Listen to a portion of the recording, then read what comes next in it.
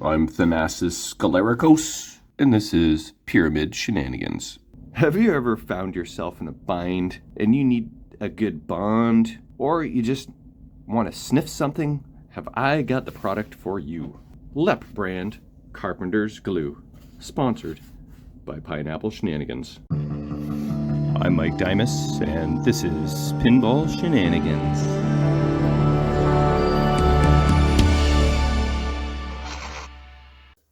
All right, I think it's time to tackle the right half of the playfield. Got to clean up all the grime, every square millimeter. Gonna clean up all these blacked targets, front and back, and install nice shiny ultrasonically cleaned posts. Once I do that, I still got to do the turret area. Then I can go ahead and install general illumination LED bulbs. That's exciting. And rubbers. So if I can tackle all that tonight, that would be amazing. Another thing is this power switch sometimes works, sometimes does not. I looked up buying a new one. Actually, I looked at the local hardware store. They didn't have one. So then I was thinking maybe I'll find one at a different hardware store. But wasn't having much luck. I found them at Marco, but they want like $19 US for a switch. And I thought I was going to be paying more like $5.99. So you know what we're going to do? We're going to spray the crap out of it with contact cleaner. We're going to work it in. Then we're going to turn on the machine and hope it doesn't turn me into a skull and crossbones and or burst into flames or explode. So that's what I'm going to do for now with the power switch. I'm going to mess with that, and it's probably fine to just spritz right on there. Heck, let's just freaking do it. I unplugged the machine. You saw me do that, so make sure that you do that, or else very bad things may happen. I don't know if I need to like kind of tackle this. Okay, unplugged, triple confirmation. If you don't triple confirm, this is about the point where flames start igniting. Okay, so this same trick, I used to like refurbish a lot of old video games and systems, and on the old Atari 2600 consoles, there's like long switches like this, silver, and they go up and down to reset the game or power it on or off, and they were always very flaky. I would just open up the shell, spray WD-40 like crap all over those things, work the switches in, work like a charm every time. But some people, fear-mongering humans are afraid of doom and gloom, say, don't use WD-40. Use something non-flammable. Well, I'm doing one of the two. And you know what? I'm going to let that dry for a good long while. And maybe that's all I need to do. Just a spritz of this, save myself, you know, if I were to go through Marco, by the time it got to me, it'd be like $60 Canadian these days. So I may have just saved myself that money. And that, my friends, is how you lep things up. Okay, good news is that I've got this side cleaned up pretty well. Cleaned up my metal guides. I got to do my switches still. And it's looking pretty good. There's like a little bit of staining going on in this playfield. And there's also areas where almost looks like there's something that was spilled on it. Like here. This area here. It's hard to tell. You can almost see the sheen difference now. I don't know what that is, but it seems to be throughout the playfield. Moreover, in this corner, thought that might clean up, but I have no idea what that is. Just an observation. Not too concerned about it. But the bad news is that this switch here, I thought I would push over to straighten out. Well, it's not true. It was that switch. And guess what? If you push to the side on a plastic switch that's 40 years old, bad things happen. Push on the metal, people. That's what you got to do. It's very, very sad. But the good news is that yesterday I messaged Mitch, who hooked me up with this machine, and he has a bunch of white targets that he's going to send me, this exact style. And what I'll do is I'm going to move this red one over to here, and then I will put in matching white ones in the turret. So a little bit of a fatality there, but I can fix that, fortunately, with Mitch's help. So I think I've got all these guys polished up, and all the nooks and crannies are removed. This metal and this metal, clean these guys up. I still got to do the turret, and then I'll be right back after installing the posts. So many posts. Someone do a quick count. I'll scroll up the playfield here. I'm gonna guess 88. But as long as I didn't miss any, I think we're good. And I managed to find, you know, all decent ones with my spares. I didn't have to use any ones with chipped bottoms. So there we go. That part of the mission is done. So I think I'm gonna go take a break and eat something, and then come back and do some rubbers and LEDs. Okay, I've been gone for like a week, finally back in the basement, and we'll just do a quick little 5-minute update on WTF has been going on. Me and Julie and Sean went to Pinbrew in Ohio. Derek, what's your kitties' names? Marshmallow, Jiffy, Jiffy. Dreamy. Jiffy or Jippy? There's 7 of them. You got to get all 7 of them. Jiffy. What do you think of this game we're bringing into the show? Egghead? What you call me?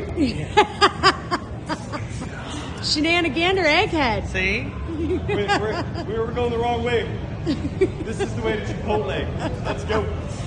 And had a blast, met lots of fellow shenaniganders, and it was good times. I didn't take any video. It was, well, I did a video last year, so I don't know. I didn't feel like another one was necessarily in order, but honestly, I don't even know if there was time, man. That tournament is just back to back to back to back. If you have a little break in between sessions for like 10-15 minutes, then you want to check out the main games room, as showroom, as much as you can, because they had Portal there. They had the second Nightmare Before Christmas there, that Mark and City made the first one and Steve Martin made the second one, so that was cool. Oh, poor Steve Martin, friggin' pulled his bicep and it needs surgery, moving like right before going to the show and having to move Nightmare Before Christmas. That was Nightmare Before Pinbrew for him, so poor guy friggin' needs surgery now.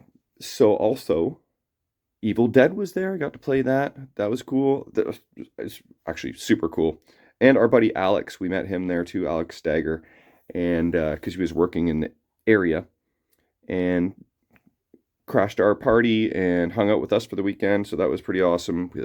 He got to play his first big tournament. He might even want to buy an Evil Dead because it is so freaking cool. But Julie blew up Portal. It was right at the end of the night. We were all about ready to leave. And then Julie's like, oh, one more game. And then she ends up playing like a 20-minute game and destroyed it. It's really freaking cool. I thought Ian Harrow was going to be there, but I must have misread that somewhere. Maybe he went to Pintastic. Maybe he didn't go to either. But Ian is partly responsible for Portal, so I thought we might have seen him there. But me, Julie, Shiny Boy, and Alex were the only Canadians there, or at least in the tournament. But like I said, met lots of fellow Shenaniganders there. I didn't really bring any souvenirs back except for a few little stickers. Like I got my Pinbrew mug, I got my Pinbrew shirt from last year, and so this year I just grabbed a few cool stickers that are going to go somewhere. And also I met fellow Shenanigander Bigfoot Bruce and his buddy Mike, and he brought me a little goodie box of anti-flicker boards. He gave me some initially. I tried one in the Stern Quicksilver. This is so that your LEDs don't flicker when you install them. Like I could very well try and install one of these now into my Viper and see if that works. And I may. It's just, you gotta, oh look, is this the chip here? You gotta remove U11 and reinstall it. But if this is U11 here, then I may go ahead and try that. So this is an All-Tech. Oh, that's for All-Tech. This is for Bally. This might be for Stern. He gave me a full set. So thanks again, Bruce. I really appreciate that. That is awesome. So the reason we think this thing didn't work on the Quicksilver is because this little pick chip may have not been programmed properly. So this, you know, if I had glasses, it would definitely help. There we go. Stern MPU 200. So I would have to remove a chip off the MPU without destroying it and stick it in here and then stick this in that spot. So I may or may not do that. But yep, thanks again, Bigfoot Bruce. Appreciate it. Good hanging out with you. I wish I could have hung out with you longer, but like I said, that tournament was back to back to back. 8 rounds of 5 games per round, and I didn't do very well. This is somewhere around middle of the pack, a little bit higher than that. But our buddy Shiny Boy made it to like top 16, 9 through 16, and Julie, she didn't make the main playoffs, but she made the top 16 in the women's event, which there were around 40, so that was good. Anyway, I'm back from Pinbrew. I picked up an order that I got from Marco, including left ramp flyball plastic cover for my Jurassic Park. The one I had in there was fine, but there was a plastic protector installed, and the plastic protector was broken. So I actually glued the plastic protector to the original plastic, and it doesn't look amazing, so for $5 I figured I'd order this. And then I also ordered the Circus Voltaire plastic protector kit.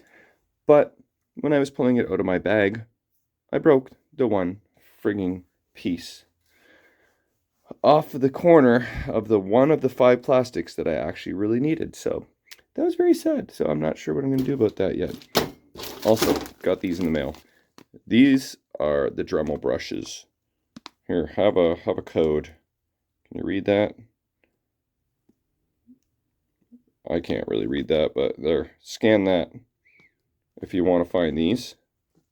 This is great for cleaning your switches and your lamp sockets, especially the ones that are kind of deep. This long version of these are great. And so I just bought another friggin', what is it, 10 pack for $20.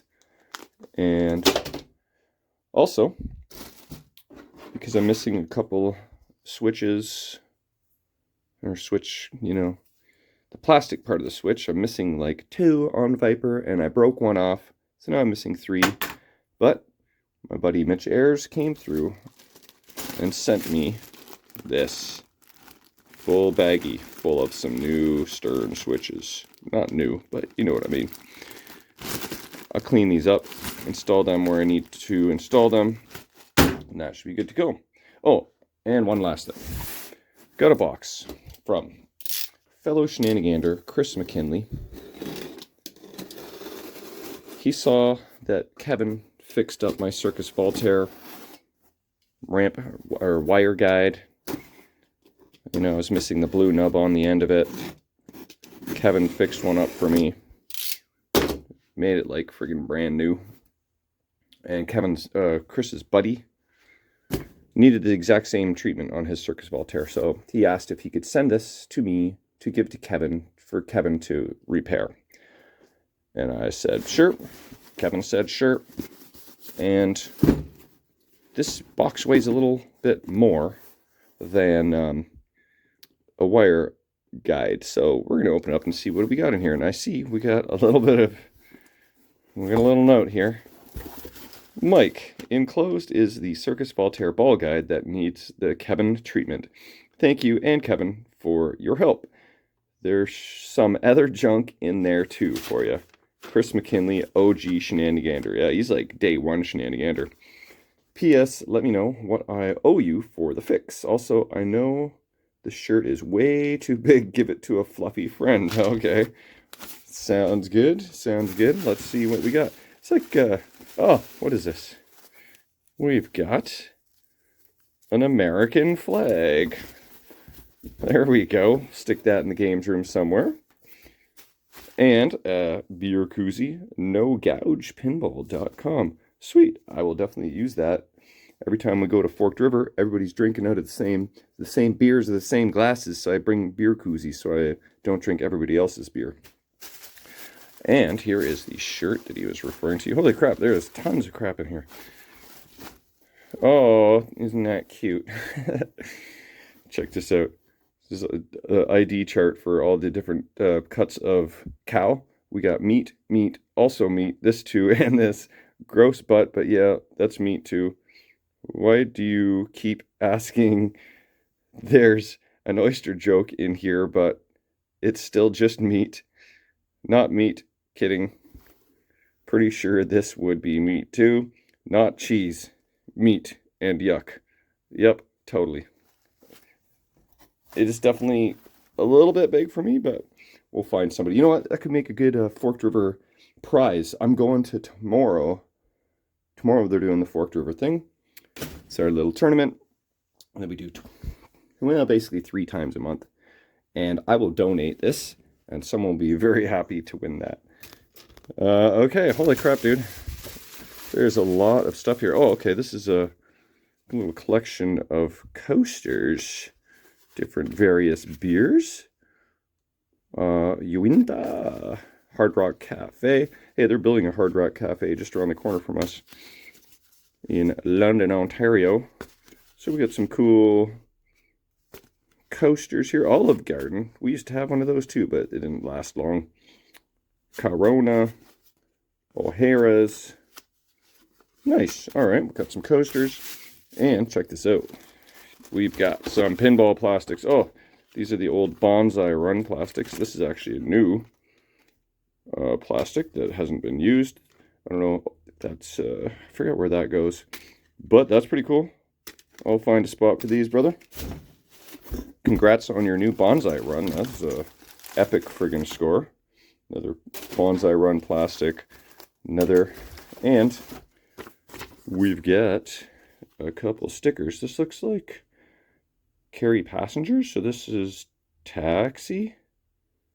Didn't look too much like taxi, but there's some Target decals. Oh, nice. A magnet. That's going straight on the fridge. Ramp-o-matic. And some little promo things. Hey, this looks familiar. What is this from? Oh, this is Stan Fukuoka, the artist of Big Bang Bar. That's pretty freaking cool. A couple of those. Little Metallica OG flyer. And then here is the ball guide. It needs the treatment, so yeah. Oh, and an American. Yes, of course. Always find a quarter in one single quarter in every machine. So that's hilarious. That's going right in the pocket. I'll bring that to Pinburg and spend it. That's hilarious. Now we've got the ball guide here. So very common on these. There's supposed to be like a extra little piece of metal that like an L shape, and then this rubber goes like in between, and then instead of the ball smashing into the end, it smashes into the rubber. So I had Kevin fabricate me one just like new, and I'll get this to Kevin in the next day or two. We will hook you up, brother. Thank you so much for the box of goodies, and especially the American quarter. Okay, so where the heck did I leave off? I think I just finished with installing all of the star posts. And I think it is LED and rubber time.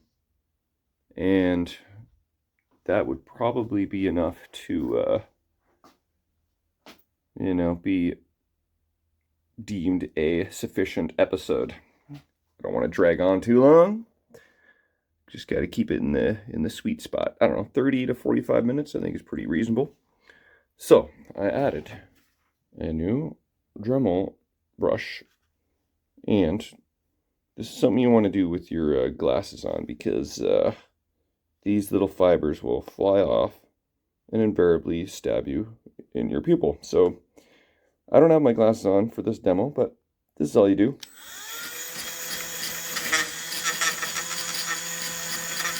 Okay, I might up the speed a little bit on that, really get in there. There we go. Yeah, it might be a little too much. I'm already starting to do some damage, so put the speed down a bit, and when you shove the thing into the hole, my garbage pail was making noise over there. Something was friggin' settling or something. Distracted me. But yeah, once, if you're not careful, these fibers will actually scuff up the playfield. But fortunately, most GI is in a spot where there is no art. But you can fudge with the art if you're not too careful. Anyway, I'm gonna do that for all these sockets, and then throw in some rubbers, throw in some LEDs, and see what things are looking like. And I'm wondering if this is clearly not Taxi. I mean, we know Taxi has a carry passengers feature, but is it Comet?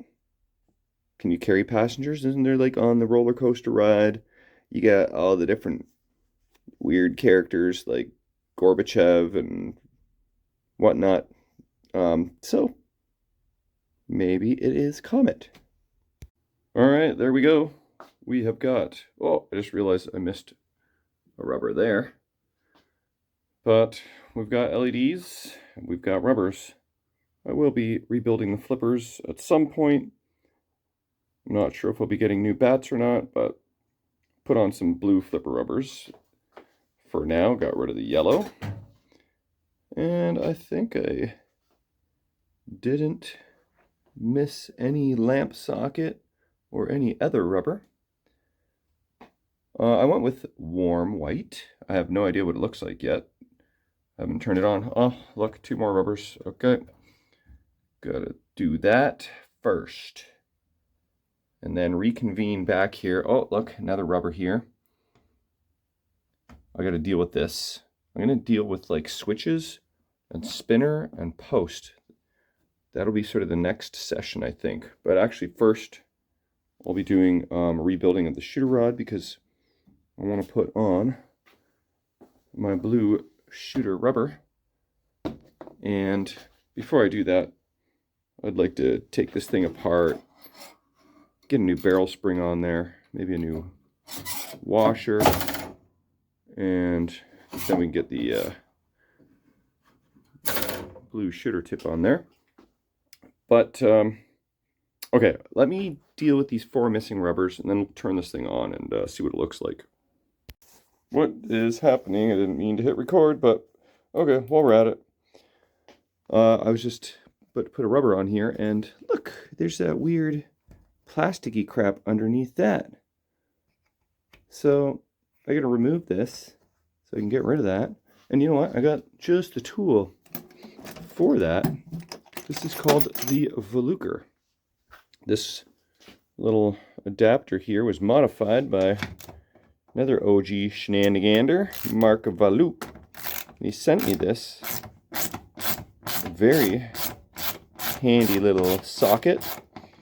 I think he said he had to drill it out so that it's like extra super deep, but This makes me think that all these little plasticky, rubbery bits are factory, because who the heck would put that on after the fact?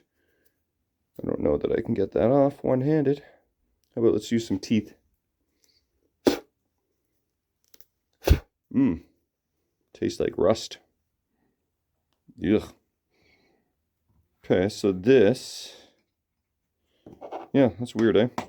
Have you ever seen that before? I've never seen that in my life.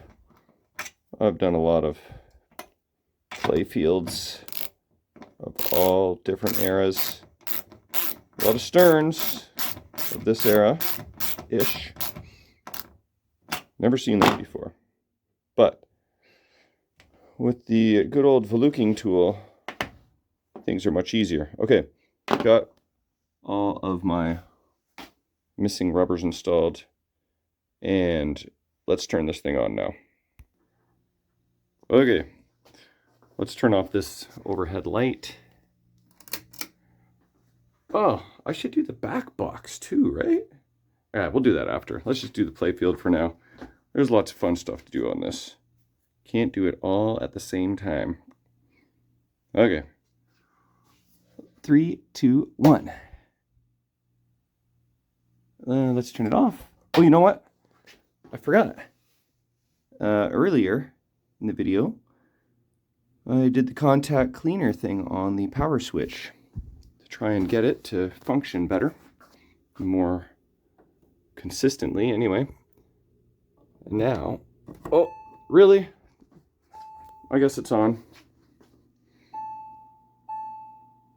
Good news is the power switch didn't start on fire. Let's actually test this switch now to see if it kind of turns on more consistently. That's good. Give it a second. I'll try 3 times. That seems good. Well, 3 for 3. Well, that seems pretty good. Okay. I think I am liking the warm action. I did put natural white. Oh. Okay, you did find all your balls. I thought it was going to just keep clanging and banging away until I put the Playfield down, but trough switches are closed, so it's happy. But yeah, I put in natural white for the pop bumper. Let's grab a cap here and kind of get an idea of what that's going to look like. Yeah, that looks good. This guy, not sure what's going on with that. This guy, that's just going to need an adjustment. Another guy over here, have to deal with him. I was expecting a few bulbs to not work, so no surprise there. But that's like a solid 90% of my bulbs. There we go. Looking pretty good, looking pretty good. So I think I will fight with the non-working bulbs for a bit, get them going, and then deal with this shooter rod. Okay, this one bulb here, I had to replace the socket, and one of my favorite things to do is try to solder 6 wires onto one lamp socket. There's the 3 whites, 2 reds, and the ground strap. I didn't even try, I didn't even bother, I just looped it around the screw. But as you can see, we've got light there, so that's good. Bottom left corner, I just finagled it a little bit, it's happy.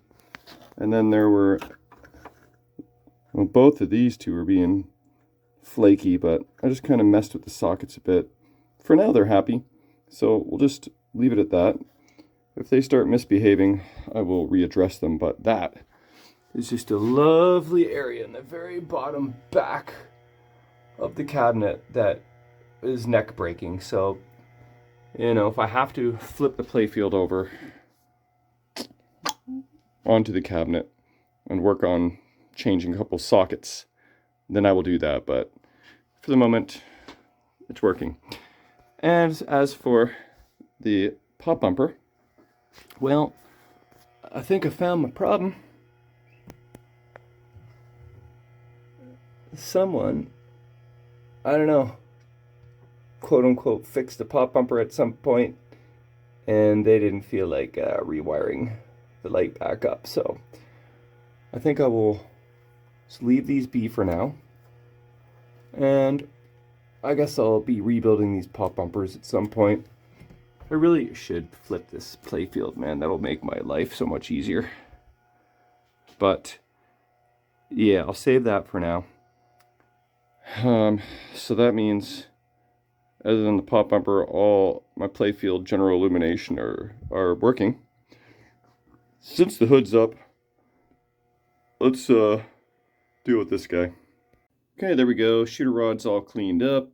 New blue shooter tip. Cleaned up my beehive. New barrel spring. And that's much better. So how about some back box LEDs?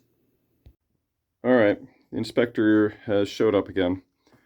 I made one little oversight when making this little perch for her. I never thought about opening the window, which she loves, to just hang out on the window side when it's open. So I think I gotta move your little perch over for you. I'll try and turn off that light so I'm not blasting your little eyeballs. Oh, you want to go check out the sink? Oh, okay. Let's go see what's down there. It's going down the drain. You gonna go get it? All right, you inspect the drain, and at some point I will move your little shelf over to this side so you can look out the window when it is open and chill at the same time. All right, does that sound good? Yeah, it sounds good. This is what I mean. This is why I built the shelf in the first place, so she could chill. But yeah, I gotta move that over. All right, we got LEDs. Literally one short, but that's okay. I put in an order with Corey Cook of London Pinball. I will see him at Forked River tomorrow and grab another 100 warm white frosted dome LEDs, 2 SMD, which I believe he gets them from Drapple. So that is pinballleds.ca. I did notice this power switch. Sometimes you turn it on and there's a little bit of a delay. Let's see what happens. Oh, that was instant. But hey, that's looking pretty good. And wow, all but one worked. All worked but one. If all but one worked? What does that mean? All but one. All worked but one. Yeah, I guess I said that right. There we go. Look at that. I dremeled every socket first. And we can test this socket too. I'm sure it's fine. Yeah, that looks good. Let's kind of get an overview here now. Progress is being made, boys and girls. Next on the docket. Oh, and before I forget, there was a Viper at the Pinbrew show.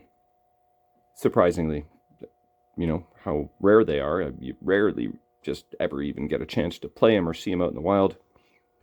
And it was working, so I went and played it. And it turns out it was Mike Pasak's machine. He wasn't there, but I went to play. There was no credits on it. But another gentleman said, "Oh, that's Mike's machine. I'll hook you up with some credits." And we chatted quite a bit, and he was pretty cool. He had he's been around the industry for a long time. Oh, there's Shane Jackson. Give me a call. I should get this because got some wheeling and dealing happening. I'll call him right back. But anyway, I wanted to play Viper to just kind of get an idea of how it's supposed to play, especially the turret. And I'm not even sure that that was working 100% because its home position seemed to be like, you know, with this portion here at the top. I think that's where the snake's fangs are, right? But it wasn't directly north. It was like a little bit off, a little askew. So I don't know what the actual home position is supposed to be, but I'm sure there's some other videos out there in the wild, in the world, in the YouTubes that I can check out and see how this thing is actually supposed to behave. I mean, it did rotate. You could fire the ball out, but I don't know if it was actually working properly or not. But anyway, I got to deal with this. Replace the post. This is probably just, you know, wood screw one. I'm going to see if I have a nice long one that I can put it into a T-nut and just fasten it from underneath, like machine screw style. And yeah, we'll see what I can muster up. Okay, just got off the phone with Shane Jackson, and I was talking about the Viper at the show, and then Shane called and distracted me from my train of thought, but I did want to mention that this Mike Pasak guy that owned the Viper at the show is one of the two original guys. The other is Robert Burke, who now owns Pastimes Arcade. Those are the two original guys who started up and carried on Chicago Pinball Expo for like however long they did, a couple decades or something. So that was the significance of me even bringing that up.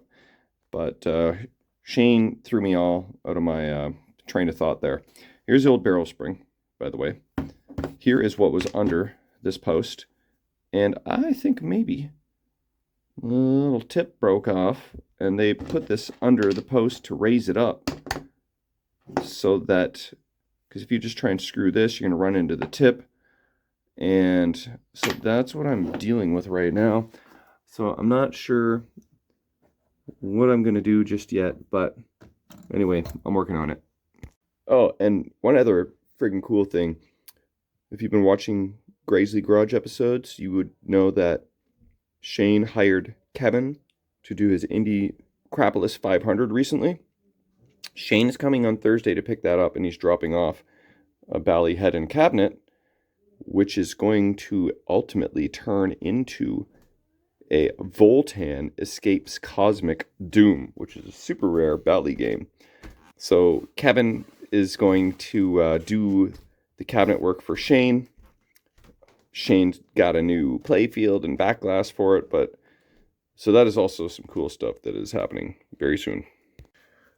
Okay, I got me a new post without a broken tip and stuck a washer under there because from that post being bent backwards over the years, it did create an indent in the wood, and that is probably why they put that stupid piece of whatever it was in there to try and keep the post straight, which it clearly wasn't working. But for now, this post is in there good, and it is straight, and you know, we'll see how it behaves in a couple hundred games.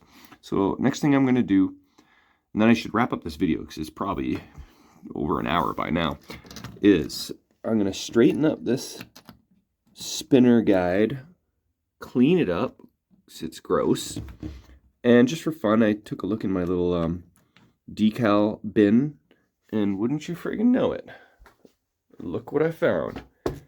Early Stern spinner decals. So this, I still forget what this is. I don't know if that's Bally or what, but we're going to go with proper Stern decals. Just for fun, let's just look on the Internet Pinball database and see what the spinner looks like. Look at that. That is perfect. That is what it's supposed to look like, and that is what I got. So it's pretty fortuitous. Okay, here's what we're dealing with. Pretty crooked bracket. There's the original spinner. I forgot we had that in the found that in the cabinet. And this new spinner or replacement spinner is the same thickness, so that's good to know. I wasn't sure if it was going to be a thinner spinner or not. A thinner spinner. Hey, that rhymed. So this, there's really not much you can do about this except stick it on the wall as a souvenir. Here's the old post with the broken tip and whatever that is, and the old spring. Pretty toasty stuff. Garbage. So remember I found a couple of these spinner washers. I think it was in the cabinet, and now that is the before, and I will show you the after shortly. Okay, I made an executive decision. Check this out. I was just kind of, flaking off the old paint there that was coming off easy, and then there's some stubborn bits, so I managed to sand off all of the old paint off this spinner, and I thought, this is looking pretty friggin' cool. Now, if I can polish this up a bit, which I did with some super fine sandpaper, then maybe I'll just leave it, because this chrome will match the chrome boobies on the back glass very nicely, don't you think? So I got a ball in my pocket. Check this out. That wasn't very clean, but there you go. Put some super lube on the ends here, where the metal meets metal, and here. And it sits friggin' perfectly too. Straight up and down, perpendicular. My bracket's all nice. I think this just goes with the theme so nicely. I'm not going to install the decals. Okay, you know what? This episode might be dragging on, but I'm still raring to go here. So I think I'm going to deal with targets. Install one here, install one here. I'll take this red one, move it over to here so that they're all at least matching, and then put all matching white ones in the turret. So I'm not ready to wrap up just yet. Okay, I need to wrap up this video. So let's do that. This is the shrapnel that came from the machine. Broken targets, garbage.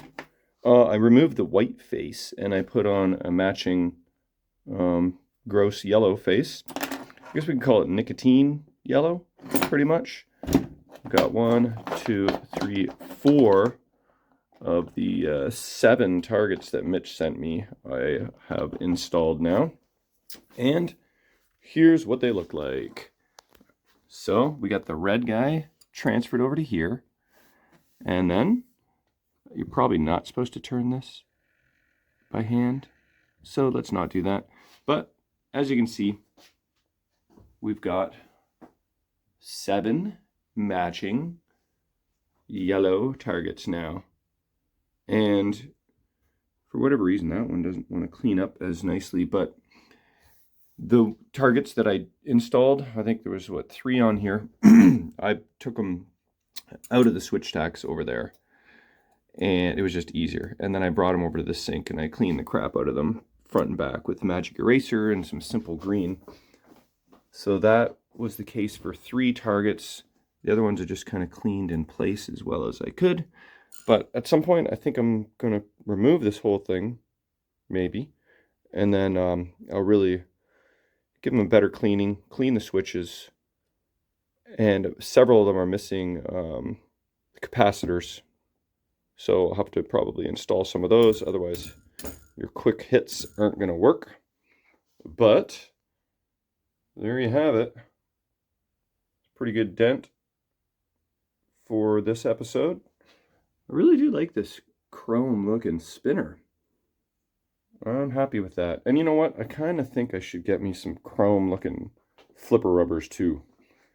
Some gray. Although this does match nicely too, but might just go with the theme a little bit better. So that's going to be it for this episode. And I think next episode might have to stick some plastics in the oven. Wish me luck.